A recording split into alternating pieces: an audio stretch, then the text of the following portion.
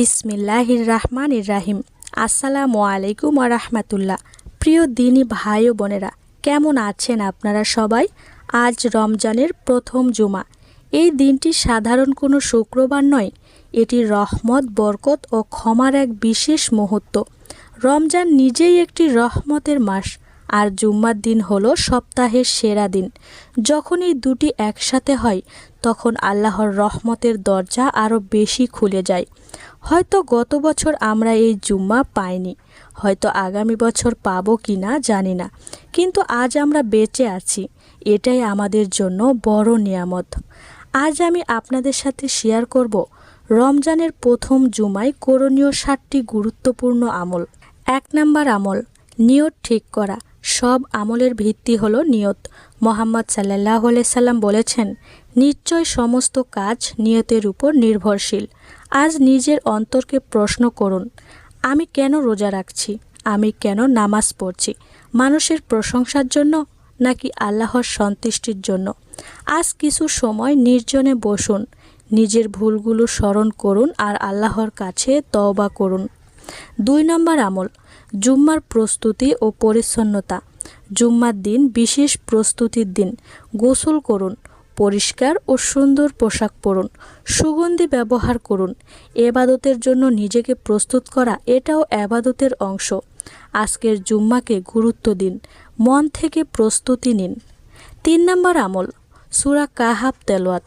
জুম্মার দিনের গুরুত্বপূর্ণ আমল হলো সূরা কাহাফ পাঠ করা। রাসূল সাল্লাল্লাহু আলাইহি সাল্লাম বলেছেন, যে ব্যক্তি জুম্মার দিন সূরা কাহাফ পাঠ করবে, তার জন্য 2 জুম্মার মাঝখানে নূর প্রদান করা হবে। আর সময় বের করুন, ধীরে ধীরে পড়ুন, অর্থ বুঝে পড়ার চেষ্টা করুন।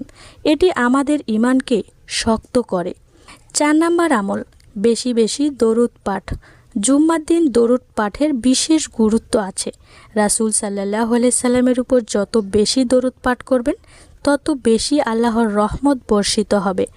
আজ অন্তত 100 বার দরুদ পাঠ করার চেষ্টা করুন, মন থেকে ভালোবাসা দিয়ে।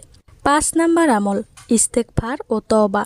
রমজান মানেই তওবার মাস, জুম্মা মানেই গুনাহ মাফের সুযোগ। আজ বেশি বেশি বলুন আস্তাগফিরুল্লাহ। নিজের গুনাহের জন্য অনুতপ্ত হন। আল্লাহ ক্ষমাশীল, তিনি ক্ষমা করতে ভালোবাসেন। 6 নম্বর আমল, সদকা ও দান। সদকা শুধু অর্থদান নয়, এটি হাসি, একটি ভালো কথা, এগুলোও সদকা।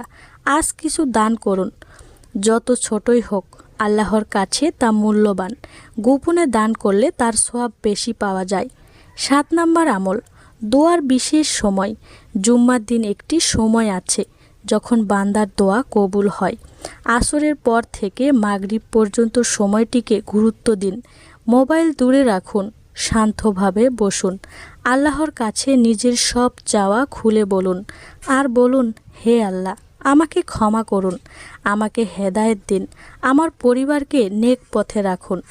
প্রিয় ভাই ও বোনেরা, রমজানের প্রথম জুমা, এটি হতে পারে আপনার জীবনের মোড় ঘোরানোর দিন।